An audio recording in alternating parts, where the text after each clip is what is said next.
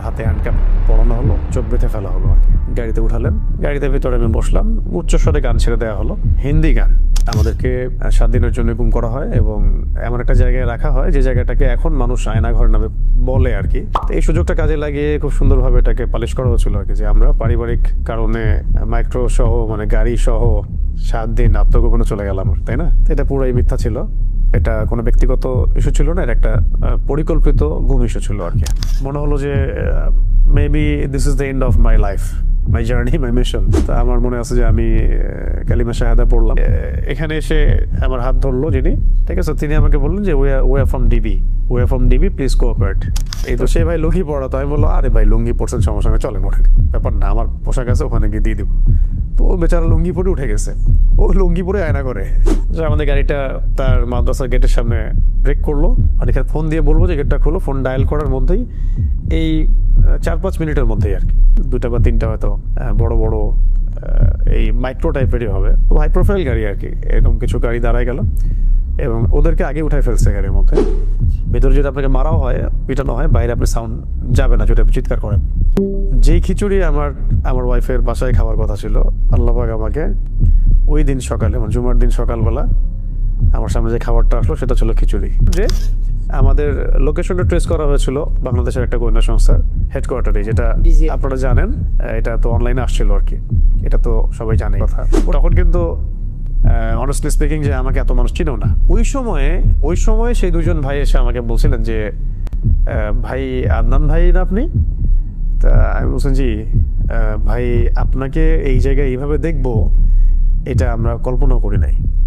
কখনো বলছে যে তুমি না শাহাদাতের ওয়াজ করো, এখন কি তোমাকে ক্রস ফায়ারে দিব, শহীদ করে দিব, মানে এরকমও কথা আসতেছিল কি। তো যারা রিমান্ড করে তাদেরকে বড় ভাই বলে সম্বোধন করা হয়, আর যারা সার্ভিস দেয় তাদেরকে ছোট ভাই বলা হয়।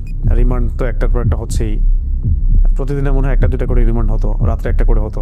একটা রুটিন প্রোফাইল আছে তাদের, যে আমি কোনো জঙ্গি সংগঠনের সাথে আছি কিনা, আমি কোনো বৈদেশিক কোনো সংগঠনের সাথে জড়িত কিনা, কেন আমি জিহাদের কথা বলছি, কেন আমি ইকামতের দিনের কথা বলছি, কেন আমি মানে খিলাফা শব্দ ইউজ করছি, কেন শরিয়া বিধানের কথা বলছি, এই বিষয়গুলো নিয়ে ঘুরে ফিরে বেসিক্যালি আসলে কথা হচ্ছে। কেন জায়নিস্ট মুভমেন্টের এগেনস্টে কথা বলা হচ্ছে, খাস করে কেন আমি ইসরায়েলের এগেনস্টে কথা বলছি, আর এদিকে ভারতের ইন্ডিয়ার এগেনস্টে কথা বলছি। আমার কাছে মনে হয় ওই 7 দিন আমি যেভাবে আল্লাহকে ফিল করেছি, এটা আমি মনে হয় আমি আমার জীবনে আর কখনো করি নাই।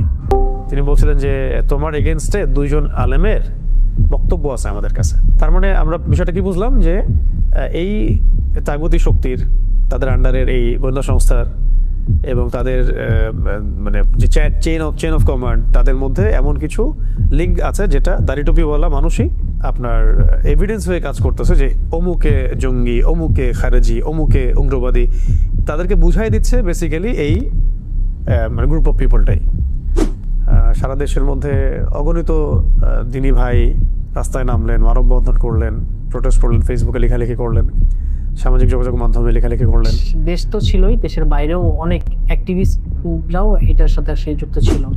ফেস দ্য পিপলের সাগর ভাইয়ের কথা না বললেই না। দীর্ঘ সময় আমরা সেটা ওইভাবে অনলাইনে বলতে পারি নাই।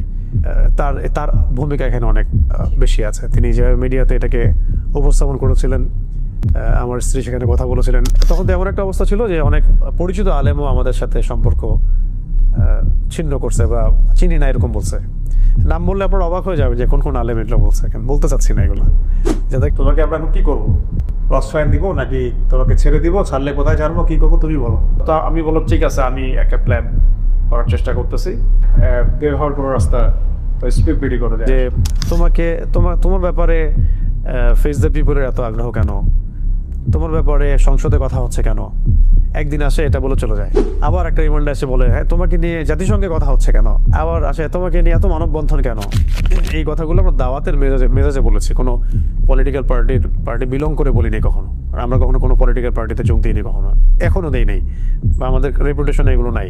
মানে আমি বলছি এখনো যদি আপনারা এই ধরনের দাওয়াত দেন, ইসলাম কায়েম, দাওয়াত তাবলীগ, জিহাদ, ইসলামী হুকুমত, শরিয়া, আপনিও টেস্ট হয়ে যাবেন, আপনাকেও টেস্ট করে ফেলা হবে, এবং আপনারও যে আজ না হোক কাল যে কোনো বিপদ হবে না কোনো গ্যারেন্টি নাই। তো সবচেয়ে ভাইটাল যদি আপনি কারো নাম বলতে বলেন এই বিষয়ে, খাস করে আমার দ্বিতীয় স্ত্রী সাবেকুন নাহারের কথা, তার যে ভূমিকাটা, এই ভূমিকাটাই আমার কাছে আসলে সবচেয়ে মানে আমার হৃদয় ধাক্কাটা একটা অনুভূতির মতো থাকে। আমার প্রথম স্ত্রী এবং আমার এই পরিবারের যে সবর কমে বিপদগুলো ফেস করা সবকিছু মিলিয়ে এটা সৌভাগ্য যে আল্লাহ রাব্বুল আলামিন আমাকে তার মতো একটা স্ত্রী দান করেছেন, আলহামদুলিল্লাহ। যদিও ওই 7 দিন ভয়াবহ এবং অনেক সাফার আমাদেরকে করতে হয়েছে, তারপর আমি আমার জায়গা থেকে এভাবে উপস্থাপন করলাম যে অন্য ভাইদের ত্যাগ, কোরবানি এবং তাদের উপর যে জুলুম, তাদের মাজলুমিয়ত দেখে আমাদের কাছে মনে হয়, আমরা 4 জন, আমাদের কাছে মনে হয় যে এটা তাদের সবচেয়ে ভালো আচরণ ছিল আমাদের সাথে।